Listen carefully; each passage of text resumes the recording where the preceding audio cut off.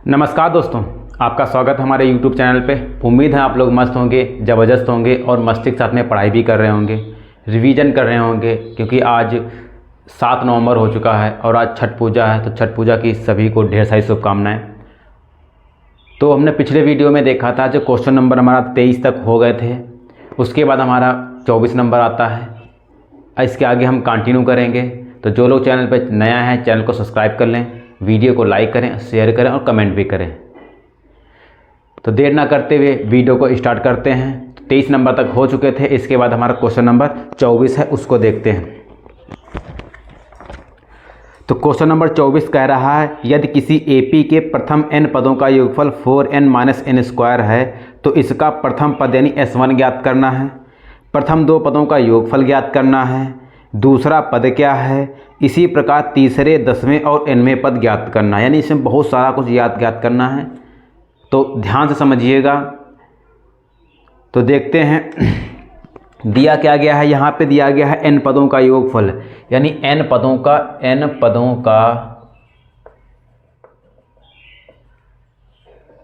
का योगफल दिया गया हमारा 4n-n²। यानी यह कह सकते हैं यहाँ पे Sn बराबर दिया गया 4n-n² दिया गया।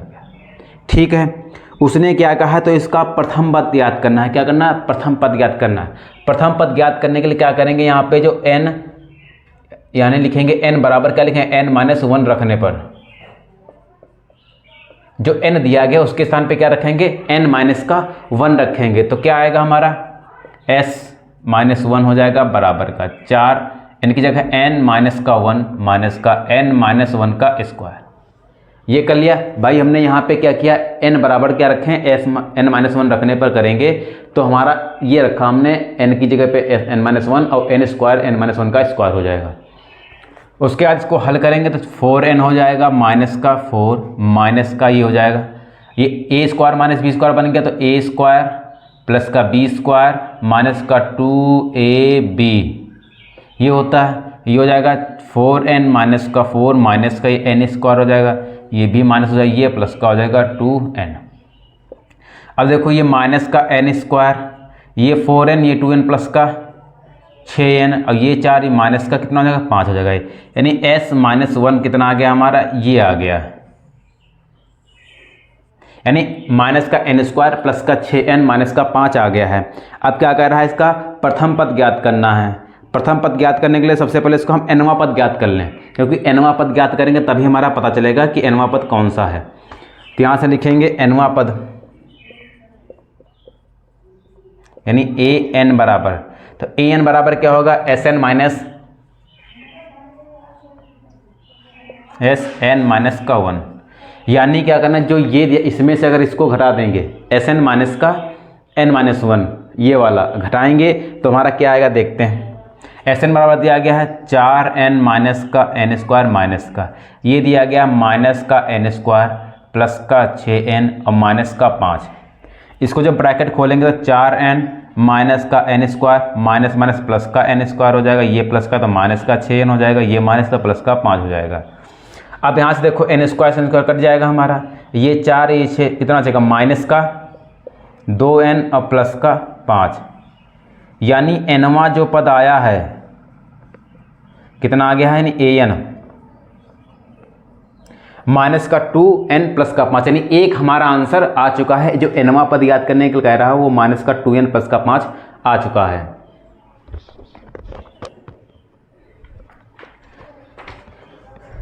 इसके बाद अब क्या कहते हैं, इसका हम प्रथम पद ज्ञात करते हैं। यानी s1 भी कह रहा है s1 ज्ञात करना है, तो s1 ज्ञात करने के लिए क्या करेंगे, s1 ज्ञात करेंगे तो क्या करेंगे, n बराबर क्या रखेंगे, हम 1 रखेंगे। तो इसमें रखेंगे हम माइनस का 2n प्लस का 5 दिया गया है, तो माइनस का 2 गुणे इसमें रखेंगे 1 प्लस का 5, तो ये माइनस का 2 प्लस का 5 तो कितना आ गया हमारा 3। यानी s1 कितना आ गया हमारा 3, s1 कितना आ गया हमारा 3। अच्छा, जब हमारा s1 3 आ गया ना, प्रथम पद आ गया है। उसके बाद कह रहा है प्रथम 2 पदों का योगफल। अब प्रथम 2 पदों का योगफल निकालेंगे हम। प्रथम 2 पदों का प्रथम दो पदों का योगफल निकालेंगे तो क्या आएगा हमारा, भाई यहाँ से निकालेंगे ये n पदों का योगफल है तो दो पदों का योगफल यानी n बराबर क्या हो जाएगा हमारा 2 हो जाएगा। भाई यहाँ पे n पदों का योगफल 4n माइनस का n स्क्वायर दिया गया है। अगर हमें दो पदों को निकालना है तो n बराबर कितना हो जाएगा हमारा, n बराबर कितना हो जाएगा 2 हो जाएगा।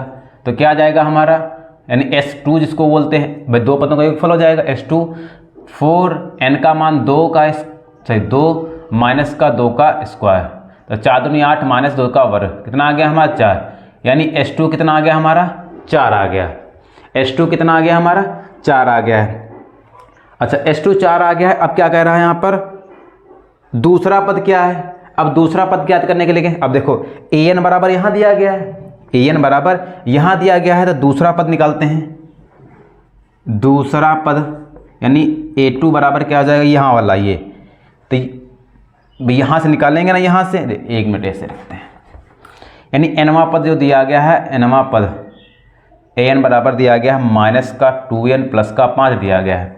अब हमें क्या दूसरा पद निकालना है यानी a2 निकालना है, तो n की जगह पे क्या आ जाएगा 2 गुणे 2 प्लस का 5 माइनस 2 दूनी 4 प्लस का 5, कितना आ गया हमारा 1, यानी a2 कितना आ गया हमारा 1 आ गया। आंसर भी देखते चलते हैं। तो a2 हमारा कितना आ गया, हमारा a2 आ गया हमारा 1 आ गया। उसके बाद में अब हमको निकालना है S3, क्या निकालना है S3। जब S3 निकालेंगे तो कहाँ से मान रखेंगे हम, इस वाले मान रखेंगे माइनस का 2n प्लस का 5 में रखेंगे, तो माइनस का 2 गुणे 3 प्लस का 5, तो माइनस का 6 प्लस का 5 कितना आ गया माइनस का 1, यानी S3 कितना आ गया माइनस का 1 आ गया। अच्छा S3 भी निकल के आ गया, S1 भी निकल के आ गया, S2 हमारा 4 निकल के आ गया है, A2 हमारा 1 निकल के आ गया है, S3 भी 3 निकल के आया है। अब A3 निकालना है। अब देखो A2 यहाँ से आ गया है, ठीक, तो यहाँ से A3 भी निकाल लें, तो माइनस का 2 गुणे 3 प्लस का 5 माइनस का 6 प्लस का 5 कितना आ गया माइनस का 1, यानी A3 भी कितना आ गया हमारा माइनस का 1 आ गया। A3 माइनस का 1 ठीक है। अब 10वां पद कह रहा है, क्या कह रहा है 10वां पद। अब 10वां पद यहीं से निकाल लें A10, तो माइनस का 2 गुणे 10 प्लस का 5, भाई nवां पद से इस वाले से निकालें an वाले से, तो जाएगा माइनस का 20 प्लस का 5 कितना आ गया माइनस का 15, यानी A10 भी कितना आ गया हमारा 15 आ गया। A10 हमारा 15 आ गया है। अब क्या कह रहा है an भी निकल के आ गया हमारा ये, तो लगभग हमारे सभी मान इसके निकल के आ गए हैं। तो उम्मीद है क्वेश्चन समझ में आया होगा, नहीं समझ में आया तो फिर से एक बार इसको देख लेते हैं, क्योंकि इंपॉर्टेंट क्वेश्चन है और इसमें बहुत सारे मान पूछे गए हैं। तो पहले हमें n पदों का योगफल दिया गया, 4n माइनस का n स्क्वायर दिया गया है। Sn बराबर यानी n पदों का xn बराबर होता है, तो 4n यहाँ पे क्या करेंगे n बराबर n माइनस 1 रखने पर पहले इसको रखेंगे तो क्या आएगा हमारा माइनस का n स्क्वायर प्लस का 6n माइनस का 5 आ गया। अब देखो ये तो Sn बराबर आ गया। अब nवां पद निकालें, nवां पद क्या होता है an बराबर Sn माइनस का Sn माइनस 1 हो जाए, इसको हल करेंगे तो आएगा माइनस का 2n प्लस का 5 आ गया। अब देखो nवां पद तो आ गया हमारा, an बराबर तो एक आंसर आ गया। उसके बाद क्या करेंगे S1 निकालेंगे, S1 निकाले क्या करेंगे इसमें हम एक रखेंगे n बराबर, तो यहाँ रखा 3 आ गया है। फिर प्रथम दो पदों का योगफल निकाला, तो S2 बराबर कितना आ जाएगा, यहाँ पे इस वाले से रखेंगे, भाई n पदों का योगफल ये दिया गया है, और दो पदों का निकालना है तो n बराबर 2 हो जाएगा, यहाँ से हो जाएगा। फिर A2 निकालना, A2 हम nवें पद से निकालेंगे, फिर A3 भी उसी तरह से निकालेंगे, S3 हम इस तरीके से निकालेंगे, और A10 हमारे इस तरीके से निकाले, और बाकी हमारे सभी मान निकल के आ गए हैं। तो उम्मीद क्वेश्चन समझ में आया होगा। एक बार स्क्रीनशॉट ले लें इसका, उम्मीद स्क्रीनशॉट ले लिया होगा। इसके बाद हम क्वेश्चन नंबर हमारा कौन सा दिया गया है, उसके बाद हमारा क्वेश्चन नंबर दिया गया है 25 नंबर से प्रथम 40 धन पूर्णांकों का योगफल ज्ञात है जो 6 से विभाज्य हैं। किससे, 6 से विभाज्य हैं, तो इसको देख लेते हैं। तो 40 ज्ञात करना है, ना कि 40 तक, प्रथम 40। तो पहले देखो जो 6 से विभाज्य हैं तो श्रेणी बनाने, तो पहला तो 6 होगा, फिर 6 दूनी 12 होगा, फिर 6 तियां 18 होगा, फिर 6 चौके, ऐसे करके कहाँ तक 40 धन पूर्णांक ज्ञात करना है। ठीक है, यानी यहाँ पे a बराबर कितना होगा 6, d बराबर कितना होगा 12 माइनस 6 कितना होगा 6 आ गया, और n बराबर हमें 40 दिया गया है। अगर 40 पदों तक कहता तो हमारा Sn आता हमारा, लेकिन यहाँ पे 40 धन पूर्णांक ज्ञात करना है, तो यहाँ से क्या करेंगे हम, कह रहे हैं उनका योगफल ज्ञात करना है। तो Sn बराबर क्या होता है हमारा n/2 ब्रैकेट 2a प्लस का n - 1 इंटू d होता है। तो n का मान 40/2 ब्रैकेट 2 गुणे a का मान 6 प्लस का n का मान 40 माइनस 1 d का मान 6। काटेंगे 2 से कट जाएगा 20 बार, 6 दूनी 12 प्लस का ये आ जाएगा हमारा 39 गुणे 6। तो 20 गुणे ये 12 प्लस का 6 9 54 हाथ से लगे 5 3 18 5 23 234 हो गया।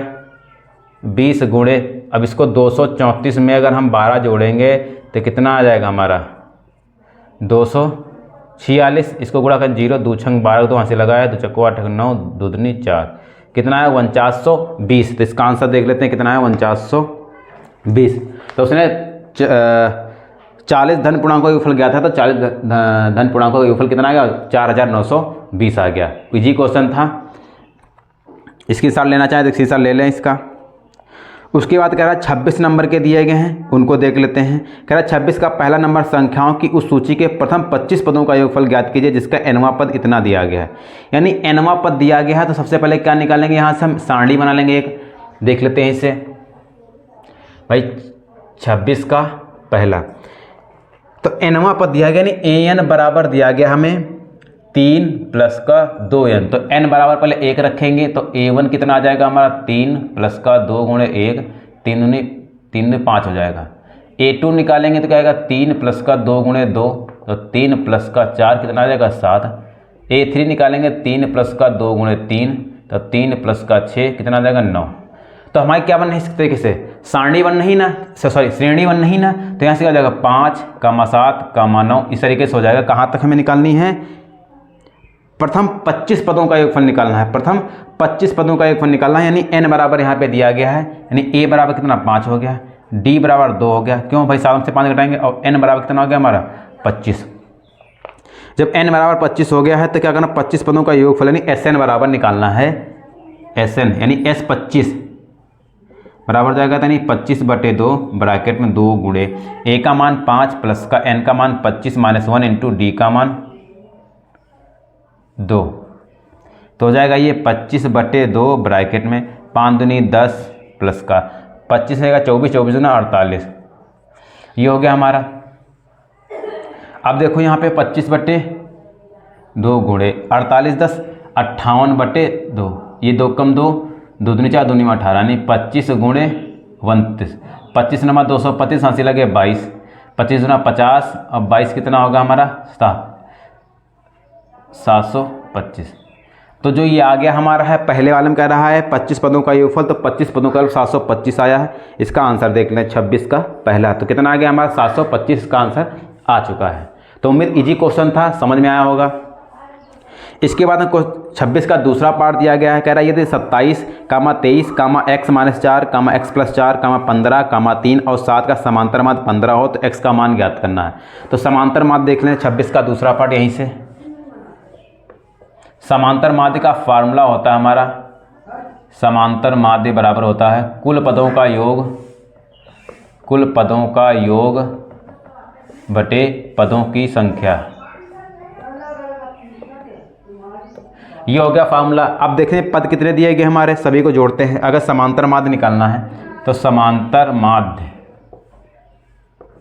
कुल पदों का योग बने सभी को जोड़ेंगे, नहीं 27 प्लस का 23 प्लस का x - 4 प्लस का x प्लस का 4 प्लस का 15 प्लस का 3 प्लस का 7 बटे कितने पद दिए गए हैं 1 2 3 4 5 6 7 दिए गए हैं।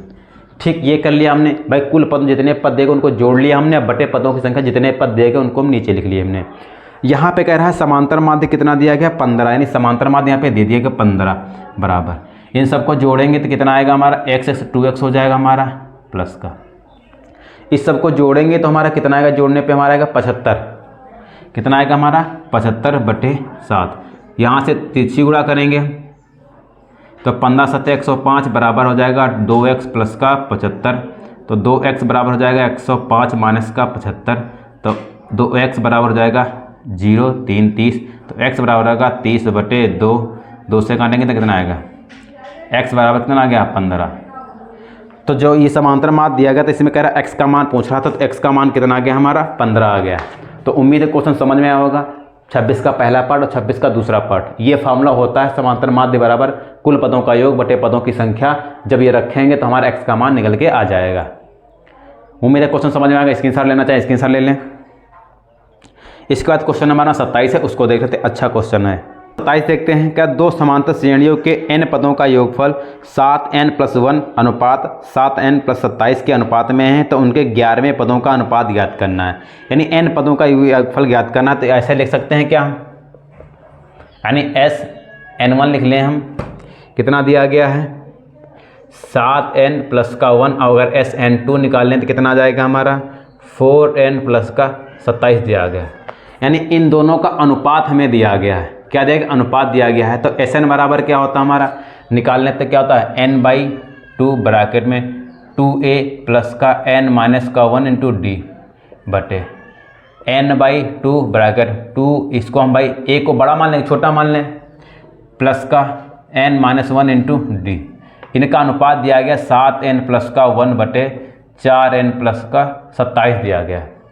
ठीक, यहाँ भाई n इस पदों का योगफल दिया गया तो फार्मूला ये होता है, इसके फार्मूले के अनुपात में ये दिया गया है। तो यहाँ से अगर ये से कट जाएगा हमारा, क्या बचेगा हमारा 2a प्लस का n-1 इंटू डी बटे 2a प्लस का n-1 इंटू डी बराबर का 7n+1 बटे 4n+27। यहाँ तो समझ में आएगा नहीं। अच्छा, यहाँ से हम 2 भी अगर कॉमन ले लें, यहाँ से अगर ऊपर 2 हमने कॉमन ले लिया तो क्या बचेगा हमारा a प्लस का n-1 इंटू d/2 ये हो जाएगा बटे, अगर 2 यहाँ से कॉमन तो a प्लस का n-1 बटे 2 इंटू डी बराबर का 7n+1 बटे 4n+27। तो यहाँ से 2 से 2 कट जाएगा। अच्छा, अब देखो यहाँ पे क्या आ गया हमारा a प्लस का n-1 बटे 2 डी बटे a प्लस का n-1 इंटू डी बराबर हो जाएगा 7n+1 और 4n+27। यहाँ तक समझ में आया कि नहीं। अब देखो यहाँ जो n-2 है भाई, कौन सा पद निकालने के लिए 11वां पद कह रहा है। तो 11वां पद ये कितना, यहाँ पे अगर 11वां, जैसे यहाँ पे अगर 11वां पद निकालते हैं, अगर a 11 निकालता है क्या a प्लस का n-1 इंटू डी निकाला जाता है, तो a प्लस का 10d हो जाता है। इसका मतलब है ये जो n-1/2 दिया गया है, n-1/2 इसके बराबर कितना हो जाएगा हमारा 10। भाई यहाँ पे अगर 11वां पद निकालेंगे तो यहाँ पे कितना होना चाहिए 10 होना चाहिए ना भाई। a 11 निकालेंगे तो a प्लस का 10d हो जाता है। तो यहाँ पे जो n-1/2 जो है ये 10 के बराबर हो जाएगा हमारा, इस तरीके से हो जाएगा। तो यहाँ से क्या करेंगे हम, यहाँ से लिख लें, थोड़ा हिंट यहीं से लिखते हैं। यानी n-1/2 बराबर कितना हो जाएगा 10। तो n बराबर n-1 बराबर हो जाएगा 2 × 10। तो n बराबर 10 दूनी 20 और प्लस का 1, तो n बराबर कितना आ गया 21। कितना आ गया n बराबर 21 आ गया। जो n का मान ये 21 है वो इसमें रख देंगे हम। कहाँ रखेंगे हम, इसमें रखेंगे। अच्छा, तो यहाँ रखेंगे, देखते हैं। तो आएगा a प्लस का 21-1/2 इंटू डी बटे, ये आ जाएगा a प्लस का 21-1/2 इंटू डी बराबर का, ये भी आ जाएगा 21 प्लस का 1 बटे 4 × 21 प्लस का 27। यहाँ तक समझ में आया कि नहीं। अब देखो यहाँ से तक a प्लस का ये 10d हो जाएगा बटे a प्लस का 10d। भाई देखो 21 में से 1 गया 20 बचा, अब 20 को 2 से भाग करेंगे 10 ही तो बचेगा। इतना तो समझ में आ रहा होगा। उसके बाद में ये 21 सत्ते कितना होता है 147 प्लस का 1 बटे 21 चौके 84 प्लस का 27। देखो अब देखो ये क्या हो गया, अभी हमने बताया था a प्लस 10d किसको लिख सकते हैं, a 11 को लिख सकते हैं। तो ये क्या आएगा a 11, ये a 11 बराबर, ये आ गया 148 बटे 7 4 11 111 आ गया। इसको अगर हम हल करेंगे तो कितना आएगा हल करने पे हमारा, ये 3 आ जाएगा, ये 4, यानी a11 अनुपात a11 जाएगा 11वें पद का, तो 4:3। तो इस क्वेश्चन का आंसर कितना आ गया हमारा 4:3।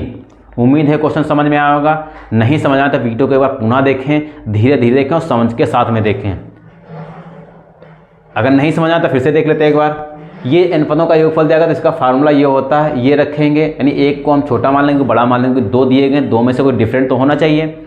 फिर यहाँ से हमने n/2 कट गया तो दो कॉमन ले लेंगे तो ये बचेगा। अब फिर देखो यहाँ पे 11वां पद ज्ञात करने के लिए कह रहा है, तो इसका मतलब यहाँ पे क्या आता है हमारा 10 आता है कि 10 आता है, तो n/2 बराबर कितना हो जाएगा 10, तो इसको हल करें n/21 आ जाएगा। n का मान हम इसमें रखेंगे तो इसको हल करेंगे तो क्या आएगा अनुपात 4:3 आ जाएगा हमारा। उम्मीद है क्वेश्चन समझ में आया होगा। उसके बाद हमारा क्वेश्चन नंबर 28 है, उसको देखते हैं। यदि किसी समांतर श्रेणी के p पदों का योगफल q है और q पदों का योगफल p है तो सिद्ध कीजिए कि p प्लस पदों का योगफल माइनस का p प्लस q होगा। इस तरीके से सवाल एक हम बता चुके हैं, जैसे इसमें सिद्ध कराया गया था कि p प्लस q पद क्या शून्य होगा।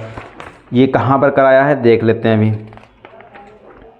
हाँ, ये जो प्रश्नावली हमारी जो 5.2 थी उसका जो क्वेश्चन नंबर 35 है, प्रश्नावली 5.2 का क्वेश्चन नंबर 35 जो है सेम उसी तरीके से लगेगा। अगर इसको लगाने की कोशिश करिएगा, अगर नहीं लगता है तो कमेंट बॉक्स में ज़रूर बताएं, मैं इसको अच्छे से सॉल्व करा दूंगा। लेकिन एक बार इसको जो प्रश्नावली 5.2 का 35 नंबर है सेम इसी तरीके से है, तो इसको हल करके देखिएगा, ठीक है। उसके बाद क्वेश्चन नंबर 29 कह रहा है, 29 में क्या कह रहा है, यदि 3 समांतर श्रेणियों के n पदों का योगफल क्रमशः s1 s2 s3 है, यदि प्रत्येक श्रेणी का प्रथम पद 1 है तथा उनके सार्वमांतर क्रमशः 1 2 3 हैं, तो सिद्ध कीजिए कि s1 प्लस s3 बराबर 2s2 है। तो इसको देखते हैं, क्वेश्चन अच्छा है। तो क्वेश्चन नंबर 29 तो कह रहा हर बार क्या है, प्रथम पद कितना हमारा एक ही दिया गया है, सार्वमांतर जो दिया गया पहले का a1 बाद 1 दिया गया, d2 वाला कितना 2 दिया गया और d3 कितना देगा 3 दिया गया, यानी सभी के सार्वमांतर अलग अलग दिए गए हैं। अब अच्छा, यहाँ से क्या करते हैं, n पदों का योगफल दिया गया यानी Sn बराबर होता है n/2 bracket 2a plus n-1 into d होता है। अगर S1 निकालेंगे तो क्या आएगा हमारा n/2 ब्रैकेट में 2 गुणे 1 प्लस का ये आ जाएगा हमारा n-1 इंटू 1 आ जाएगा। तो S1 बराबर हो जाएगा n/2 ब्रैकेट में 2 प्लस का n-1 क्या जाएगा 2 प्लस का n, d का मान 1 दिया गया ना, तो n-1 हो जाएगा। तो क्या जाएगा हमारा S1 बराबर n/2 ब्रैकेट में 2 में से 1 प्लस का n हो जाएगा। इसी तरीके S2 निकालेंगे तो क्या आएगा n/2 ब्रैकेट में 2 गुणे 1 दिया गया प्लस का n-1 इंटू डी का मान 2 दिया S2 में 2, तो n/2 ब्रैकेट में 2 प्लस का 2 n-2 2 से कट जाएगा तो n/2 गुणे 2n आ जाएगा हमारा, ठीक। चलो इसको हम ब्रैकेट में ही रख लेते हैं ऐसे। उसके बाद हम S3 निकाल लेते हैं। S3 क्या आएगा n/2 ब्रैकेट में 2 गुणे 1 प्लस का n-1 इंटू 3, तो हो जाएगा n/2 ब्रैकेट में 2 प्लस का 3n-3, तो n/2 ब्रैकेट में -1 प्लस का 3n, ये हो जाएगा हमारा। अब उसने क्या कहा है S1 प्लस S3, S1 और S3 को जोड़ेंगे तो क्या 2s2 के बराबर आना चाहिए, ठीक है। अच्छा जोड़ लेते हैं यहाँ पर, तो यहाँ से कह रहा है S1 प्लस का S3 बराबर का 2s2, ये सिद्ध करके लाना है। तो S1 S2 को जोड़ेंगे तो S1 कितना दिया गया हमारा n/2 ब्रैकेट में 1 प्लस का n प्लस का S3 n/2 ब्रैकेट में S3 कितना आएगा -1 प्लस का 3n बराबर। अच्छा पहले ये सिद्ध करते हैं। अच्छा यहाँ पे S2 कितना आ गया, इसको हल करें 2 से 2 करें कितना आएगा n² आ गया ना, S2 कितना आ गया हमारा n² आ गया। अच्छा ये आ गया S2 यानी 2n², ये है हमारा इस भाई। अगर S2 हमारा n² तो इसको 2 ना कर देंगे, नहीं इसको हल करेंगे इतना आना चाहिए। अब देखते हैं यहाँ से अगर n/2 कॉमन ले लेंगे तो कितना आएगा हमारा 1 प्लस का n प्लस का -1 प्लस का 3n बराबर का 2n², ये हो गया हमारा। अच्छा यहाँ से क्या हो जाएगा हमारा, ये 1 से कट जाएगा तो n/2 गुणे ये हो जाएगा हमारा 4n, तो 2 से 2 कट जाएगा 2 बराबर ये 2n² दिया गया है, तो आगे क्या आ जाएगा 2n² बराबर का 2n²। तो ये हमारा प्रूव हो गया भाई। 2s2 हमारा निकला n स्क्वायर, इसको अगर इसमें रखेंगे तो 2 गुणे s2 हो जाएगा 2n स्क्वायर। जब इसको हल करेंगे तो ये भी हमारा आएगा 2n स्क्वायर। इसका मतलब ये क्या है, ये जो दिया गया s1 प्लस का s3 बराबर का 2s2, ये हमारा क्या है, ये प्रूव्ड हो गया। उम्मीद है क्वेश्चन समझ में आया होगा। इजी क्वेश्चन था, कोई ज़्यादा कठिन क्वेश्चन नहीं था। इसके साथ लेना चाहें तो इसके साथ ले लें। उसके बाद में क्वेश्चन नंबर 30 कह रहा है कि 8 के प्रथम 15 गुणजों का योगफल ज्ञात करना। ये अभी क्वेश्चन इसी तरीके से लगवा चुके हैं क्वेश्चन नंबर 25 तरीके से। तो 8 के गुणज 15 निकालना, 8 का मान 8 दूनी 16, 8 24, 8 चौक 32, ऐसे करके कहाँ तक 15 तक निकालना है, यानी n बराबर 15 हो जाएगा और इसको लगा लीजिएगा n पदों का योगफल। उसके बाद कह रहा है क्वेश्चन नंबर 31 में मिसप्रिंट था तो हमने इसको छापा है, यानी देखा है दूसरी बुक्स में। तब 31 नंबर कह रहा है 0 और 50 के बीच विषम संख्याओं का योगफल निकालना। 0 और 50 के, 0 से लेके 50 तक के जितने भी विषम संख्याएं देंगे उनका योगफल निकालना है। तो उसको देख लेते हैं। क्वेश्चन नंबर 50 विषम संख्या कौन सी है, 1, फिर 3, 5, 7, इस तरीके से कहाँ तक निकालना हमें। लास्ट हमारी क्या हो जाएगी 49। 50वीं तो हमारी विषम संख्या होगी, 50वीं हमारी क्या होगी, विषम संख्या होगी। तो इसलिए उससे पहले क्या होगा, 49 हमारा सम संख्या हो गया, सॉरी विषम। तो यहाँ से a बराबर कितना होगा 1, d बराबर कितना होगा 3 माइनस 1 बराबर कितना 2 हो जाएगा, और n बराबर कितना आ गया 1, कितना दिया गया हमारा 49 निकालना है, सॉरी an दिया गया। ये भाई 49 पदों तक कह रहा है तो an बराबर, तो यहाँ से पहले हम n निकाल लेंगे। भाई an पता है, a पता है, d पता है, लेकिन हमें an नहीं पता है। तो an निकालने क्या करते हैं, an बराबर होता है हमारा a प्लस का n माइनस 1 इंटू डी होता है। an हमारा 49 दिया गया बराबर a का मान 1 प्लस का n का मान नहीं पता हमको, d का मान कितना 2। तो ये किधर आएगा तो हो जाएगा हमारा 48 बराबर का 2n माइनस का 2, 2 इधर आएगा प्लस का हो जाएगा 50 बराबर का 2n। तो n बराबर हो जाएगा 50/2, 2 से काटेंगे तो 25 बच जाएगा। तो n बराबर कितना आ गया हमारा 25। अब यहाँ पे हमें क्या पता चल गया, n बराबर कितना आ गया 25 आ गया है। तो कह रहा ये जो 49 तक विषम संख्याएं दी गई इनका योगफल निकालना है। तो योगफल निकालना है कितना, Sn बराबर होता है n/2 ब्रैकेट में 2a प्लस का n माइनस 1 इंटू डी होता है। n का मान निकल के आ गया 25, तो 25/2 ब्रैकेट में 2 गुणे a का मान कितना देगा 1 प्लस का n का मान 25 माइनस 1 इंटू डी का मान कितना 2 दिया गया। तो 25/2 ब्रैकेट में 2 एकम 2 प्लस का ये 24 हो जाएगा, 24 48 तो होगा 25 गुणे 50/2 हो जाए, 2 से करेंगे 25, तो 25 में कितना होता है 625। यानी जो विषम संख्या 50 तक निकालनी थी वो कितनी आ गई हमारी 625। तो इसका आंसर कितना आ रहा हमारा 625। तो उम्मीद है क्वेश्चन समझ में आया, इजी क्वेश्चन था, इस तरीके से लगा चुके हैं। उसके बाद क्वेश्चन नंबर 32 दिया गया है, उसको देख लेते हैं। 32 नंबर कह रहा है निर्माण कार्य से संबंधित किसी ठेके में एक निश्चित तिथि के बाद कार्य को विलंब से पूरा करने के लिए जुर्माना लगाने का प्रावधान इस प्रकार है। पहले दिन 200, दूसरे दिन 250, तीसरे दिन 300 इत्यादि। इसी प्रकार प्रत्येक उत्तरोत्तर दिन जुर्माना अपने से ठीक पहले दिन के जुर्माने से 50 रुपये अधिक है। एक ठेकेदार को जुर्माने के रूप में राशि अदा करनी पड़ेगी यदि वह इस कार्य को 30 दिन विलंब करता है। यानी 50 रुपये जो विलंब कर रहा है वो कितना है हमें, वो 30 दिनों तक करना। तो पहले उसने कितना दिया था 200, फिर कितना 250, फिर 300, फिर 350, इस तरीके से कहाँ तक 30 दिनों तक। भाई 30 दिनों तक का बात कर रहा है, तो कहाँ तक 30 दिनों तक। 30 दिनों तक करेंगे तो क्या आएगा हमारा a बराबर कितना आ जाएगा हमारा 200, d बराबर कितना आएगा 250 माइनस का 200 कितना आएगा 50, और यहाँ n बराबर कितना आ गया 30। यानी कितने दिनों तक कहा उसने 30 दिनों तक कहा है। अच्छा, तो यहाँ से कह रहा है तो कितने रुपए देने पड़ेंगे, तो क्या आएगा S30 बराबर n/2 बराबर 2a प्लस का n माइनस 1 इंटू डी होता है। तो n का मान 30/2 ब्रैकेट में 2 गुणे a का मान 200 प्लस का n का मान 30 माइनस का 1 d का मान 50 आ गया। यहाँ से आ जाएगा ये 2 से काटेंगे तो कितना 15 बार चला जाएगा, 15 ब्रैकेट में ये हो जाएगा 2 दूनी 400 प्लस का 50 से गुणा इसके 29 आ गए, 29 गुणे 50, 15 400 प्लस का 0,5 में 45 4 15 4 14, 1450 आ गया हमारा। तो 15 गुणे इसमें 1450 में अगर हम 400 जोड़ेंगे तो 0,5 कितना 1850। जब इसकी गुणा करेंगे 0 15 50 75 से लेकर 7 15 120 27 से लेकर 12 15 कम 12 कितना 27। कितना आ गया हमारा 27,750 रुपया। आंसर देख लेते हैं, 27,750 रुपया उसको जुर्माना को उसको ठेकेदार को देना पड़ेगा। कब? जब 30 दिन वो विलंब करेगा। तो उम्मीद है क्वेश्चन समझ में आया होगा। इजी क्वेश्चन था, इसके अनुसार ले लें इसका। उसके बाद क्वेश्चन नंबर 33 कह रहा है किसी स्कूल के विद्यार्थियों को उनके समग्र शैक्षिक प्रदर्शन के लिए 7 नगद पुरस्कार देने के लिए 700 रुपये की राशि रखी गई है।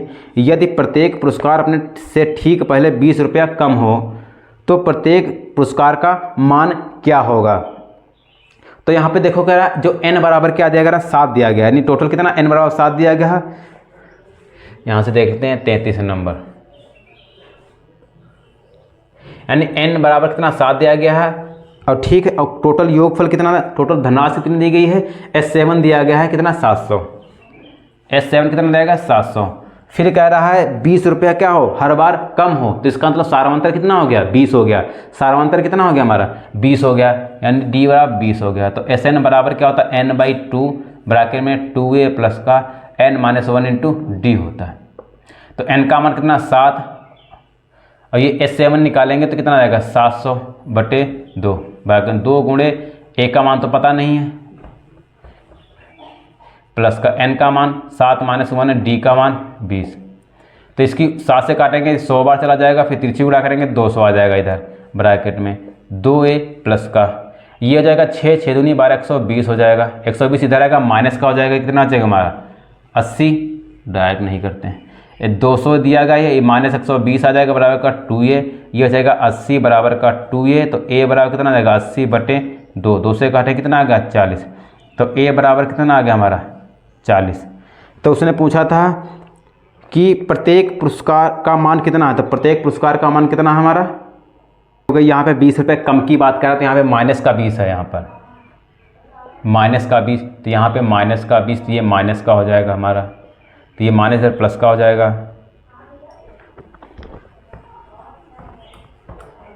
तो ये हो जाएगा हमारा ये 320/2a, तो a बराबर हो जाएगा 320/2, 2 से काटेंगे कितना 160, यानी a बराबर कितना आ गया हमारा 160 आ गया। तो पहला अगर श्रेणी देखें तो पहला 160 होगा, फिर 20 कम होगा 140 होगा, फिर 120 होगा, ये करके कहाँ तक लास्ट वर्ड कितना हो जाएगा हमारा 40 हो जाएगा। देखते हैं इसका, तो लास्ट क्या हो जाएगा हमारा 40 हो जाएगा। तो उम्मीद है क्वेश्चन समझ में आया होगा। थोड़ा सा मिस्टेक हो गई थी, उसको सही कर दिया हमने। उसके बाद क्वेश्चन नंबर 34 दिया गया, उसको देख लेते हैं। 34 देखते हैं, कह रहा एक स्कूल के विद्यार्थियों को उनके समग्र शैक्षिक क्वेश्चन नंबर 34 है। एक स्कूल के विद्यालयों ने वायु प्रदूषण को कम करने के लिए स्कूल के अंदर और बाहर पेड़ लगाने के बारे में सोचा। यह निर्णय लिया गया कि प्रत्येक कक्षा का प्रत्येक अनुभाग अपनी कक्षा की संख्या के पेड़ लगाएगा। उदाहरण कक्षा 1 का अनुभाग 1 पेड़ लगाया, कक्षा 2 का 2, कक्षा 3 का 3, इस तरीके से आगे कक्षा 12 तक चलता रहेगा। तो प्रत्येक कक्षा के 3 अनुभाग हैं, तो स्कूल के विद्यार्थियों द्वारा लगाए गए कुल पेड़ों की संख्या कितनी होगी। तो ये देखते हैं। तो देखो 1 से लेके कक्षाएं हमारी कहाँ तक हैं भाई, कक्षाएं हमारी जो दी गई हैं क्वेश्चन नंबर 34, जो कक्षाएं दी गई हैं वो कहाँ 1 से 12 तक हैं, ठीक है। यानी 1 2 3 4 5 6 7 8 9 10 11 12, यानी 12 तक हमें दी गई हैं। और कह रहा फिर प्रत्येक कक्षा में 3 अनुभाग हैं, तो प्रत्येक को 3 से क्या करेंगे गुणा करेंगे।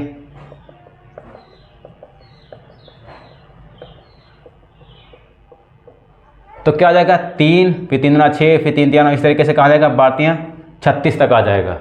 भाई इसे कहाँ तक बन जाएगा हमारा 36। भाई 1 से 12 तक क्लास हैं, और अगर प्रत्येक कक्षा में 3 अनुभाग हैं, तो प्रत्येक को 3 से गुणा कर देंगे तो कितना आएगा 3, 3 × 6, 3 × 3, लास्ट तक कितना 12 36 आ जाएगा।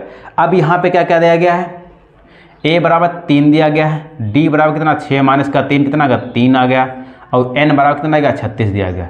तो पूछ क्या रहा है कितने पेड़ लगाए, पेड़ों की संख्या पूछ रहा है SN 12, यानी S12 पूछ रहा है। तो S12 का मान क्या जाएगा, यहाँ से S12 निकालेंगे तो क्या आएगा 12/2 ब्रैकेट में 2 × a का मान 3 प्लस का 12 - 1 × 3, तो काटेंगे 2 छंग 12, 6 ब्रैकेट में 2 तियाँ 6 प्लस का ये 11, 11 तियाँ 33, तो 6 गुणे 39 हो जाएगा। 6 9 54 80 लगा 5, 6 तियाँ 18, 5 23।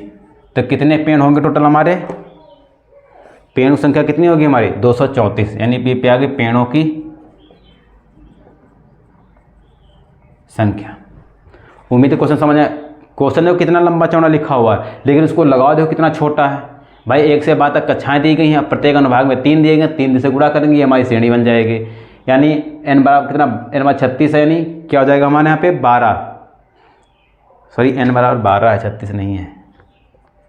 n बराबर 12 है तो इसको मान रखेंगे तो हमारा 234 पेड़ों की संख्या आ जाएगी।